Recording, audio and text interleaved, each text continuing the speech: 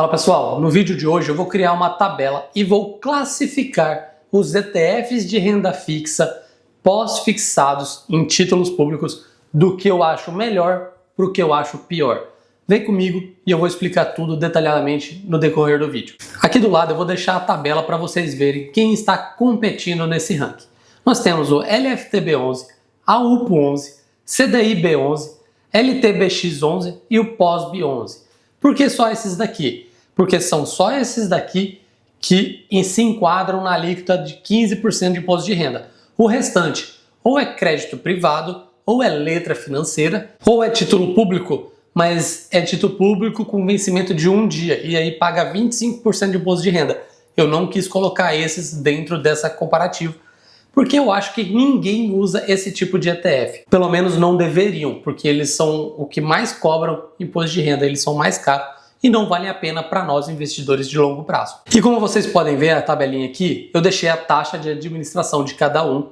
O LFT-B11 tem 19, é o mais caro, e o POSB11 ele é gratuito até novembro e depois de novembro ele vai cobrar 0,15, igual ao UPO11 e o CDI-B11.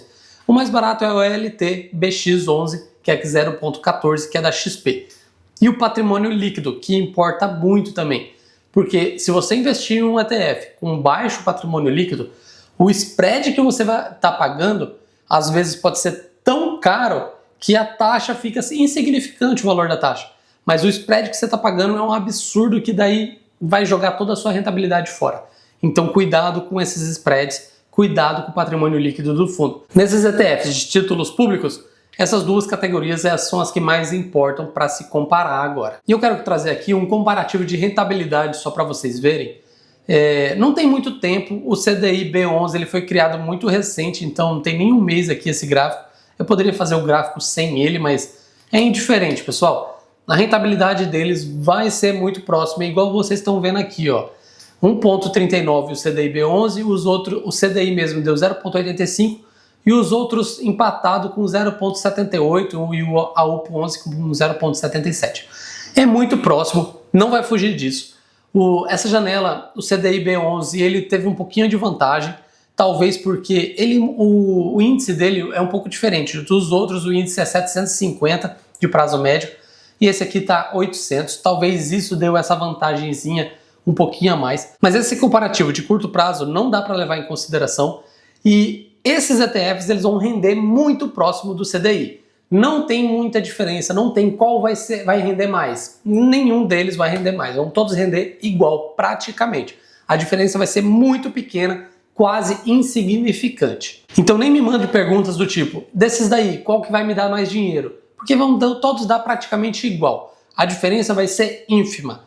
A diferença não é como se um fosse te deixar rico e o outro pobre. Não. O que vai acontecer é que um vai render 1% a mais, o outro vai render 1% a menos, lá no final do investimento, lá no longo prazo, depois de 30 anos.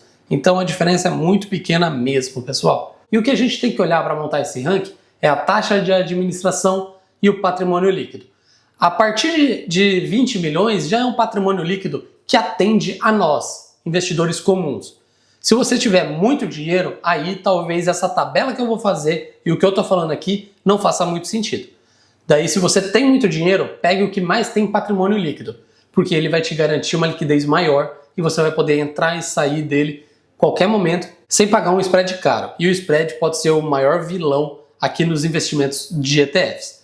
Então, para pessoas comuns, eu vou botar o ranking. A gente tem que olhar taxa e patrimônio líquido. Mas acima de 20 milhões, qualquer patrimônio líquido acima de 20 milhões já atende nós, pessoas comuns. E aqui eu vou deixar do lado para vocês verem o ranking que eu montei, baseado nessas informações que eu dei para vocês já. O LTBX11 é o com a taxa mais barata e o patrimônio líquido razoável, 135 milhões. Ele é da XP. O segundo lugar ficou com o CDI-B11, com 0,15 de taxa e 68 milhões de patrimônio líquido. Vocês podem me perguntar, por que você colocou a UPO11 em terceiro, se tem a mesma taxa e um patrimônio líquido muito maior? Eu vou dizer o porquê. O CDI-B11 é do Itaú e ele foi criado faz menos de um mês e já tem 68 milhões. Quando o Itaú oferecer esse ETF para a maior base deles, que é para a base de clientes dele, né?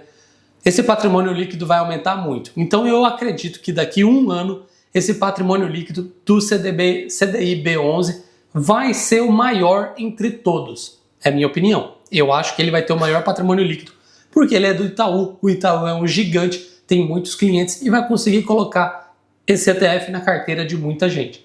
Então por isso que eu dei o segundo lugar para o CDI B11 e o terceiro para o UPO 11, porque na minha opinião ele já está no máximo de patrimônio líquido. Ele pode crescer, eu acredito que ele até vai crescendo, mas ele já vai crescendo devagarinho. O CDI B11 tem um caminho assim grandioso pela frente até chegar na estabilidade, digamos assim. Então é por isso que eu deixei primeiro, segundo, terceiro dessa forma. Aí você pode me perguntar, pô Lucas, o pós-B11 é gratuito e você já deixou ele em quarto. Pois é, eu estou investindo para o longo prazo, vocês investem para o longo prazo e até novembro não vai fazer diferença, né pessoal? Até novembro já está aí e depois vai vir voltar ao normal a taxa de administração, vai ser igual aos outros dois de 0,15 e o pós-B11 é o que menos tem chance de aumentar esse patrimônio líquido, porque depois que acabar o período gratuito, pode ser que ele perca patrimônio para o LTBX11, por exemplo. Então eu deixei ele em quarto por conta disso. Quem vai ficar com curto prazo, quem quer investir até novembro e resgatar antes, aí vale a pena o pós-B11. Mas no meu caso, e no caso de quem investe por longo prazo, o pós-B11, na minha opinião, é o quarto lugar apenas. E o LFTB11, ele foi o primeiro ETF desse tipo a ser lançado, por isso que tem um patrimônio líquido de 5 bilhões, porque ele já existe há muito tempo e muita gente já é acostumada com ele, mas é a taxa mais cara. E a Investo é uma gestora que eu gosto muito, acho eles muito inovadores, eles sempre trazem ETFs bons aqui para o Brasil para a gente investir, mas eles estão pecando nessa taxa de administração do LFTB11. Eles estão muito satisfeitos com esse patrimônio líquido, eles estão muito acomodados com esse patrimônio e não estão baixando essa taxa, e os concorrentes deles já vieram com peso baixando essa taxa. Eu acho que a Investo tem que correr para baixar essa taxa, senão ele vai perder esses 5 bilhões de patrimônio líquido que eles têm hoje. E esse é o meu ranking. Eu quero saber você concorda com o meu ranking? O que você mudaria no ranking? E deixa aqui nos comentários, vamos conversar um pouquinho. Espero ter te ajudado a fazer você entender como escolher um ETF de renda fixa avaliando taxas e patrimônio líquido. Eu sei que não era o objetivo do vídeo, mas eu dei uma explicada e dá para tirar uma base de como escolher um ETF bom para a sua carteira.